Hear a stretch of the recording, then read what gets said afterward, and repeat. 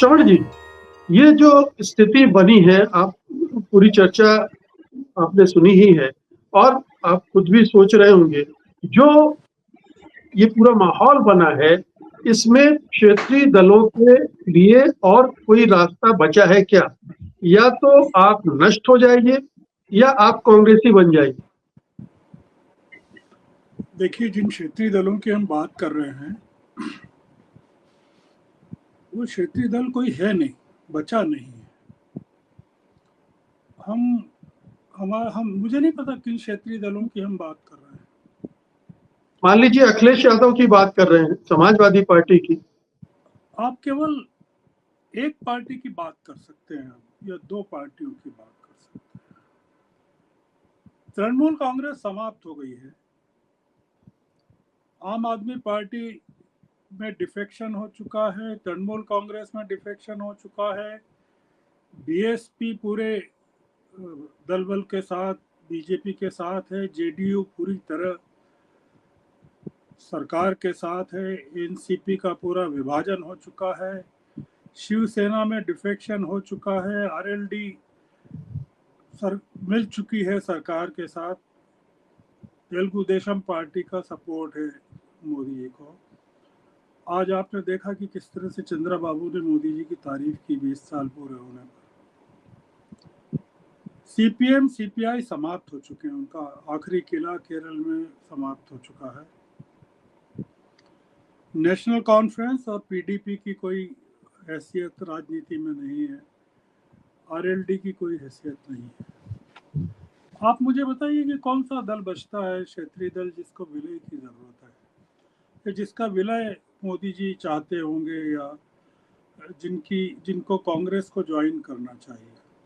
नहीं, जैसे ममता बनर्जी के पास जितना है उतना बचाने के लिए अखिलेश यादव जो मैं उसी पर आ रहा हूँ। ममता बनर्जी को जो बचा है वो बचाने के लिए कांग्रेस की जरूरत नहीं है। बंगाल में कांग्रेस उपस्थित नहीं है। ममता बनर्जी अपने को राष्ट्रीय स्तर पर बचाना चाहती हैं। वो राष्ट्रीय स्तर पर मोदी जी से लड़ने के लिए कांग्रेस चाहती हैं। बंगाल में लड़ने के लिए उनको कांग्रेस की जरूरत नहीं है। कांग्रेस वहां कुछ भी नहीं है। उनके शायद 2 एमएलएज हैं, पिछली बार 1 था, इस बार 2 हैं। कांग्रेस के सांसद नहीं है वहां से। आज भी इतनी बुरी हालत में भी जो चुनाव हुआ विधानसभा का 40% 40.68% जनता का वोट मिला है ममता बनर्जी को। हम असल में ये जो डिफेक्शन हुआ है उससे घबरा गए हैं। जनता ने डिफेक्ट नहीं किया है वहां की। आप थोड़ा सा फर्क ये समझिए कि जो भ्रष्ट एमपीज हैं तृणमूल कांग्रेस के और जो भ्रष्ट एमएलएज हैं वो डिफेक्ट कर रहे हैं। जो ईमानदार हैं, जो लड़ सकते हैं, वो भी आज ममता के साथ खड़े हुए हैं। वो पूरे देश की जो सहानुभूति है इस समय वो तृणमूल कांग्रेस के साथ है। वो देश में सोशल मीडिया पर जो चल रहा है वो सायोनिक घोष के खिलाफ चल रहा है कि चड्डी और चड्डा कर रही थी, अब क्या हो गया तुमको। तो ये हम थोड़ा सा कंफ्यूज कर रहे हैं कि क्षेत्रीय दलों के पास कोई विकल्प नहीं, क्षेत्रीय दल है ही नहीं।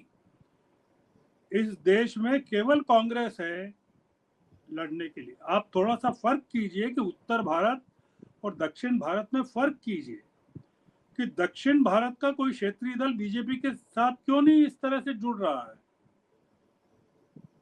दक्षिण भारत के किसी भी क्षेत्रीय दल को उतना डर क्यों नहीं लग रहा है जितना कि तृणमूल कांग्रेस के सांसदों को, विधायकों को लग रहा है। पूरा का पूरा जो आंध्र के बाद का पूरा हिस्सा है वो क्यों भारतीय जनता पार्टी से आज भी कटा हुआ है। तो ये जो क्षेत्रीय दल हैं ये कोई क्षेत्रीय दल है ही नहीं। और ममता को भी जो लड़ाई लड़ना है, जो बात चल रही है विलय की या नहीं चल रही है, क्या ये बात चल रही है कि वो राज्यसभा में आ जाएं, लोकसभा में आ जाएं, विपक्ष की नेता हो जाएं राज्यसभा में, जनरल सेक्रेटरी हो जाएं अभिषेक, ये केवल राष्ट्रीय स्तर पर लड़ाई के लिए है। और जैसा कि इन्होंने कहा, चौधरी पुष्पेंद्र सिंह ने, मेरा ऐसा मानना है कि ममता से ज्यादा जरूरत कांग्रेस को ममता की है। जो लड़ाई ममता लड़ सकती है मोदी जी से या एनडीए से, वो राहुल में नहीं लड़ पा रहे हैं। तो ये एक अपॉर्चुनिटी है अपोजिशन के लिए और कांग्रेस के लिए। और अगर सोनिया गांधी ममता को गले लगा रही हैं, 50 मिनट 52 मिनट बात कर रही हैं, वो ये बातचीत अखिलेश के साथ नहीं हो रही है, वो पराजित योद्धा के साथ क्यों हो रही है बातचीत, और जो योद्धा पराजित होने के कगार पर है उससे क्यों नहीं हो रही कि तुम बचाओ अपनी बात। क्योंकि लेकिन कांग्रेस को लेकिन श्रवण जी ये बताएं कि जिस दिन अखिलेश यादव के 22-25 सांसद टूट जाएंगे, हाँ, उस दिन अखिलेश भी वहीं आपको दस्तक देते मिलेंगे। तो अखिलेश को किसने रोका कि आज दस्तक दें? वो इंडिया ब्लॉक की बैठक में तो उपदेश देते हैं, जो अखबारों में छप रहा है कि कांग्रेस को बड़ा दिल रखना चाहिए। जो आप ही के चैनल पर जो विद्वान लोग विश्लेषण देते हैं कि अखिलेश की नजरें दिल्ली पर हैं योगी को हराने के लिए, कि वो खुद हराना चाहते हैं योगी को, तो मुद्दा यह है कि अखिलेश योगी को हराना चाहते हैं कि मुख्यमंत्री बनना चाहते हैं। अखिलेश को तय करना है। और निश्चित रूप से आप मानकर चलिए कि 2000 ये जो अखिलेश के सांसदों की बीजेपी को कतई जरूरत नहीं है उत्तर प्रदेश में। उत्तर प्रदेश और बंगाल में फर्क किया जाना चाहिए, उत्तर प्रदेश और बिहार में फर्क किया जाना चाहिए। और मैं निश्चित रूप से मानता हूं कि जिस तरह से अखिलेश यादव चला रहे हैं पार्टी को उत्तर प्रदेश में, कोई मतलब आश्चर्य नहीं होना चाहिए कि 2029 में सफाया हो जाए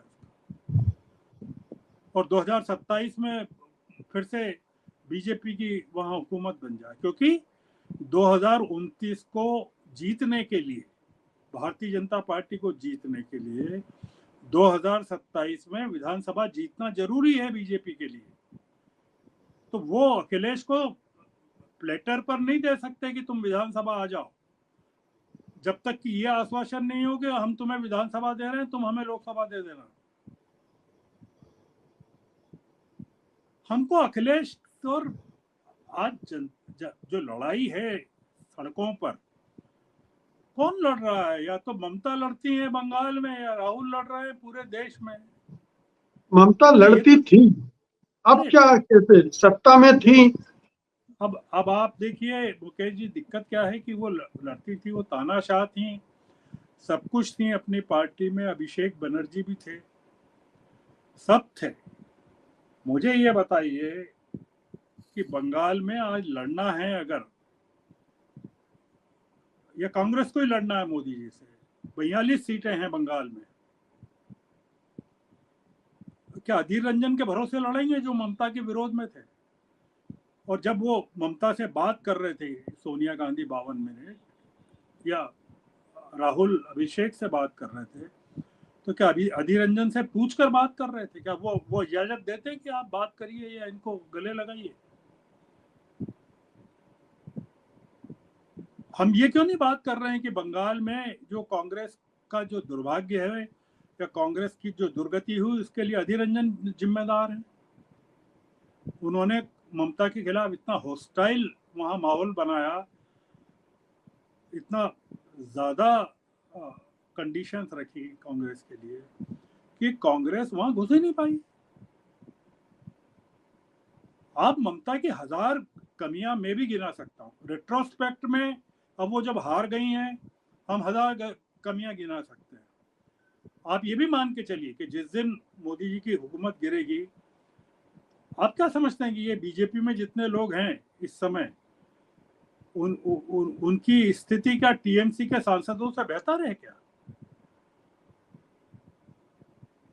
उनकी नाराजगी क्या, उनके एमएलए की नाराजगी क्या उससे बेहतर है क्या? ये एक जो तात्कालिक स्थिति है, उसमें क्षेत्रीय दल अगर कोई बचा है, मैं नहीं जानता, अगर कोई बता दे कि नाम बता दे कि ये क्षेत्रीय दल हैं, तो आप उस क्षेत्रीय दल को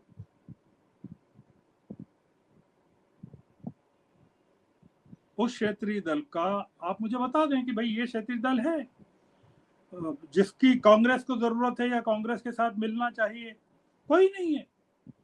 बिहार के, उत्तर प्रदेश के अधिकतर क्षेत्रीय दल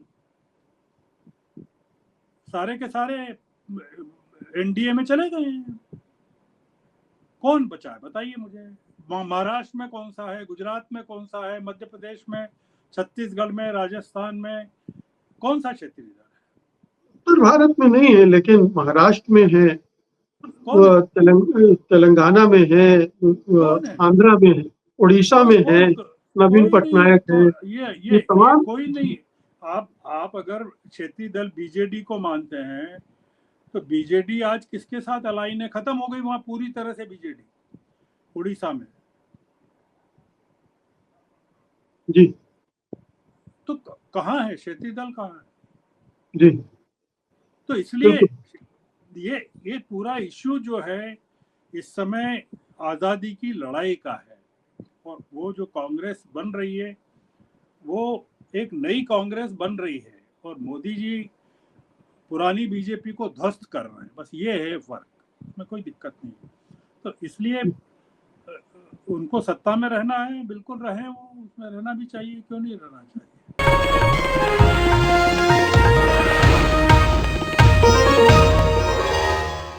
Copyright disclaimer under Section 107 of the Copyright Act 1976. Allowance is made for fair use for purposes such as criticism, comment, news reporting, scholarship, and research. Fair use is a use permitted by copyright statute that might otherwise be infringing.